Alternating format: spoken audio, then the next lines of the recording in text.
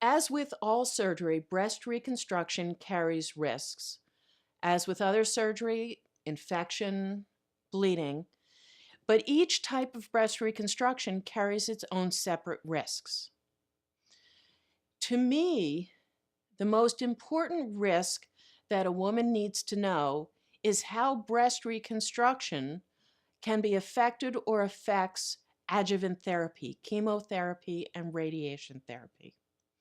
It's important to know that the presence of a breast reconstruction after mastectomy does not inhibit radiation or chemotherapy from working.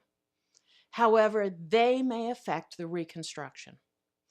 In the case of chemotherapy, really there's no effect after implant placement or after flap creation. However, with tissue expansion during chemotherapy, since the immune system is compromised, there is a little increased risk of infection in sticking a needle in every week. With radiation therapy, radiation can sometimes shrink a flap. So we will often make a flap larger than we want, knowing that that is a possibility. It's always easy to make a flap a little smaller if that doesn't happen. The biggest problem we've always had is radiation with implants.